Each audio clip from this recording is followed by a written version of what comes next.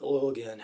Alright, so I made a video just recently about picking and using a knife for self-defense, and I wanted to make this follow-up video, and it's going to be a little bit rambling. I've got a lot of different things I just want to throw out there, small little details that are related to the subject of using a knife for self-defense.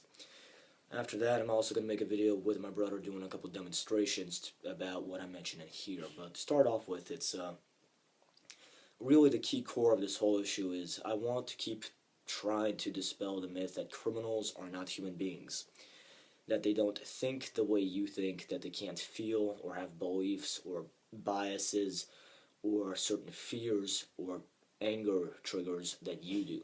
In other words, that they're not dynamic systems.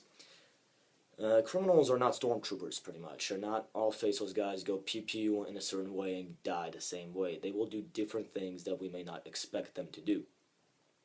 And there's a lot of issues that they do regularly that we don't expect them to because we just come to, well, again, it's never mentioned, really. Not in any martial arts class I took. I don't see it written about in martial arts technique books. I don't really see it that often on defensive techniques in YouTube. So what's the simplest example of this? Well, knives for self-defense, right? Well, there is a knife for self-defense. Just my own little tiny knife. You can see it, right? Well, so can the criminal. That's the point here. Criminals will look for your knife before they attack you. And when they're assessing a target, they will look for a knife. They will look for a gun. My knife might be under my shirt hidden, yeah, but they will nonetheless look for it. And if it's exposed, if people could see it, I guarantee you, they will notice it. And they will take that into account. Now, also, if you're carrying a gun, what they will often do is a hip check. So if I've got concealed carry right here behind my hip, and a guy walks past me, all he has to do is bump into me, just accidentally, and his hand just gently goes boop, and just in that little nudge, he'll instantly feel if I've got a pistol here or here. Now you have to keep in mind that, now granted, most criminals I doubt would want to attack a person once they have identified that they have a knife or a gun, but they may, and if they do, once they know you have it, they will very readily prevent you from getting at it.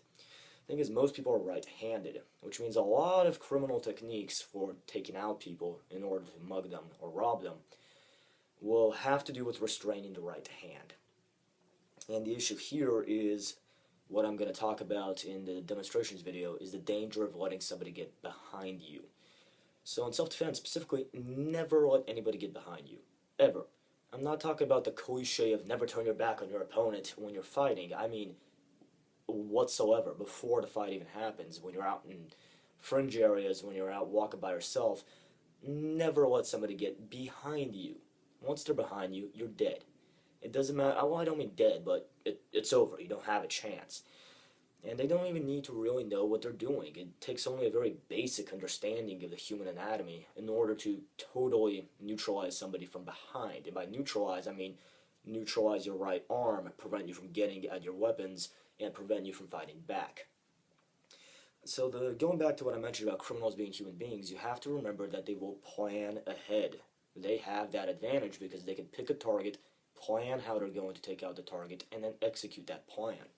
Which means they have an immense advantage when they have the first attack. They have the drop on you, pretty much. So they can plan, they can strategize, and another thing to consider that nobody likes to consider is a criminal might be smarter than you. They might be flat out more intelligent than you are. They might be more tactically intelligent, strategically intelligent, and for all we know, they might even have more knowledge in certain subjects than you do. I mean, how does it feel to think that a ghetto thug who's trying to rob you might even pretty much have a college-level education? Just random things like that that you need to consider. So, the issue with the right arm is once somebody gets behind you, if your knife is on your right side, you won't be able to get at it. The other important issue is if you're on the ground and somebody's on top punching you, they can also very easily restrain you from getting at your knife, either by just pinning your right arm to the ground, or worse, what happens when a guy's punching you on top is not, unless you're an MMA fighter, your arms are going to come up, try to block, try to grab his arms, try to hit back. The moment the arms come up, all he has to do is sweep. And if my arms are like this and he sweeps, my arms will go together and to the side. And at the same time, his other arm will come around and wrap around my arms pin them to his chest, and then he'll just lean in like that, pinning both of your arms against our bodies, leaving his other hand free to wail on you, also preventing you from getting to your knife. So the thing to keep in mind with carrying a knife for self-defense is you have to be able to get at the damn thing, which means this is one reason why fixed blades are so nice. Fixed blades you can readily put anywhere you want along your body if you have a good sheath, say appendix carry. An appendix carry right down by my belly, I could get out with my left hand, my right hand, especially if my arms are being bear hugged, restrained, or pinned. They're usually going to be easy to get right there. Whereas when it's just on my right side, it's very difficult for me to get all the way over to my right pocket, especially if there's a guy right in front of me or on top of me hitting me and anything else. The other thing to remember is when you go for your knife, they may react. Say a guy is choking you out from behind and he is restraining your right arm. You're down on the ground, he's choking you and your right arm is pinned. And you try to reach over with your left arm to get there. Where's his head? His head's going to be right here tucked behind yours so you can't hit it. Watching your left arm. Your left arm starts doing anything funny, he's just going to doop, nope. Or boom, nope. So, carrying knives for self-defense, it's much more important to keep in mind whether or not you can get it out, and if you can get it out, how well you can use it once you're in that kind of weird situation. So, those random points aside, a couple random points. I made a video a while ago asking self-defense, what if you're sick? Here's another random point. What if you're jogging? You're out for your morning run, staying healthy, staying fit. You've been running, you've had your music in, and now you're exhausted. Now you're panting, now you're tired. What happens if you get attacked then, when you're completely exhausted? Another detail is, where do you live? In the other video I made, where is it? I had this fleece here and this ACU here. And when I had both of those on top, I could not cut it or really penetrate with the point of this knife. So where do you live? Chicago in the winter, New York in the winter, Alaska. You have to keep in mind that the bad guy might be wearing some heavy-duty clothing. Especially some criminals. I mean, you know there's the cliche of the Russian gangster wearing black leather jackets. Well, there's a reason that cliche exists. I mean, Russians would wear leather jackets because they were primarily waterproof. They didn't really have Gore-Tex materials or anything like that back then, so leather jackets became very popular. And also because they needed to stay warm, they were very, very thick. I mean, really thick, motorcycle jacket level thick. So why do Russian gangsters carry them? It protects them from cuts. So you need to keep in mind that the bad guy may be somewhat armored against cutting and potentially even stabbing if it's heavy enough clothing. The other issue to consider is if it's raining, are you wearing a hood?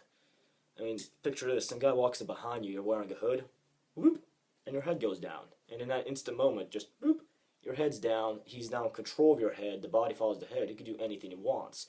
Your arms come up, punch to the kidney, elbow to the back of the head, or he just primarily chokes you, drops you, and pins you. And yet other issues, just random things that somehow I never really see talked about in self-defense. What happens when the guy grabs you by the belt? And all I'm trying to say is that bad guys may not do what we expect them, because so often we expect the guy will choke you, and we've got all those choke defenses. Well, what happens when he doesn't choke you? He just punches you in the kidney first, and then he grabs you by the belt, the back of the head, and throws you face first into the concrete.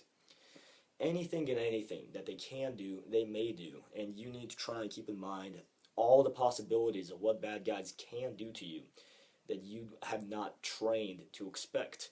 Because if you never think about them, they'll just totally catch you off guard. So all that aside, I'm going to make another video just to keep in mind this. Think about carrying, how you carry your knife, and whether or not you can get at it in any situation, and also think about where your backup knife is. So all that aside is I'm going to make another video after this demonstrating what happens when a guy gets behind you and when a guy's on top of you, and why that is such a concern if we're talking about defending ourselves with a knife as opposed to being Bruce Lee. So thank you very much, as always, and take care.